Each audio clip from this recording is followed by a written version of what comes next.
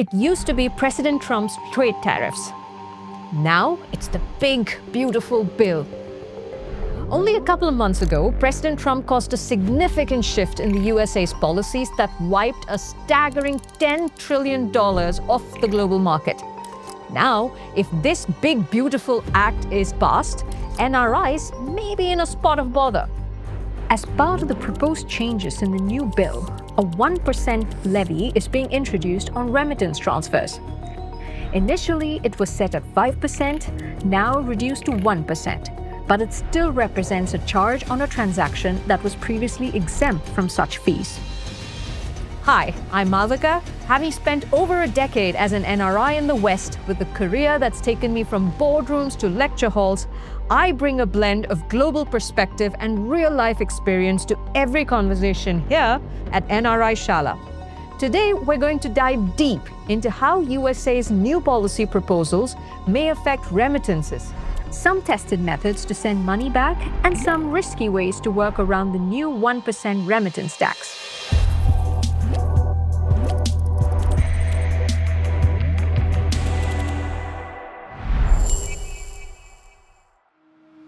Before we get into how to minimize the damage, we need to take a closer look at where the risks could arise from. If you are a US-based NRI and plan to send $1,000 to your family in India, you'll need to transfer about $1,010. This is because the 1% tax will be deducted at the source by the remittance service provider. At first glance, this may not seem like much, but over time, these taxes can really add up, especially for NRIs with families in India who rely on remittance money for day-to-day expenses. It could also pose a major concern for NRIs who plan on investing in Indian real estate or stock markets. The constant flow of money from the US to India could result in a sizable chunk of your available resources being eaten away by taxes. For instance, sending $1,000 every month would amount to $120 per year in taxes, which could have a noticeable impact. Under the proposed bill, there does exist an exemption from the taxes, but only for US citizens and US-born nationals. It needs to be noted that no such exemption is applicable on NRIs, even those who are green card holders, because a green card only makes you a resident, not a national. There is a course for naturalization one has to follow from there onwards, so if you were hoping for a remittance waiver, no such luck. But there are measures that you could take to minimize these fees. However, time is of the essence. The first thing to do would be to transfer capital to India before the fee comes into play. The bill is expected to be enacted by January of 2026. So if you are planning to invest in Indian markets, it's advisable to shift and park your capital in India now, even if you're not ready to invest immediately. This way, your future investments won't be hindered by this tax. While there's no surefire way to avoid the remittance fee once it's enacted, this strategy could potentially help NRIs minimize its impact. By the way, we're building something exciting at Aspora for NRIs in the US. Very soon, you'll be able to send money from the US to India faster, easier, and with minimal fees. It's simple, seamless, and designed with you in mind. Launching soon. Stay tuned.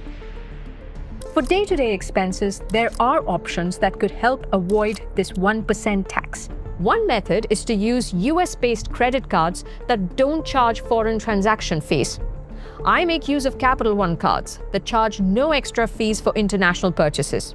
Other providers like Discover It and Hilton Honors American Express have similar offerings. Your dependents back home can use these cards to pay for goods and services like groceries, clothes, or even medical bills in India. Since you're not technically transferring money but paying directly for goods or services, you won't incur the remittance fee.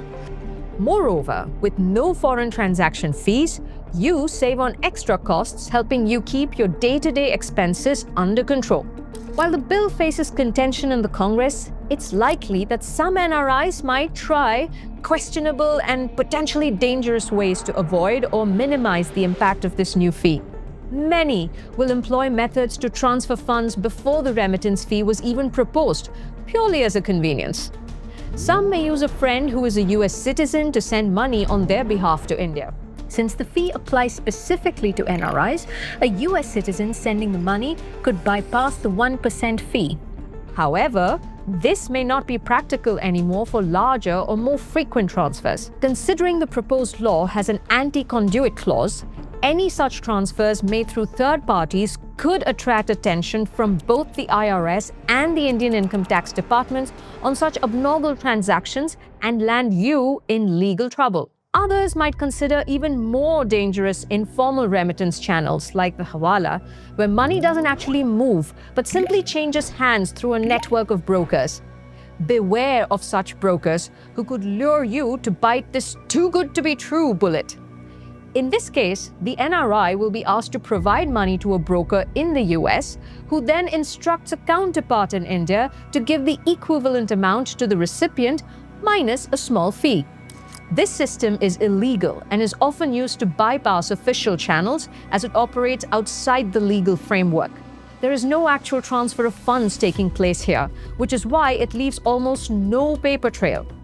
While this may seem like a way to avoid taxes and fees, informal methods are fraught with risks such as fraud, lack of regulation, and potential prosecution under the Money Laundering Control Act, the Bank Secrecy Act, the US Patriot Act, and many others.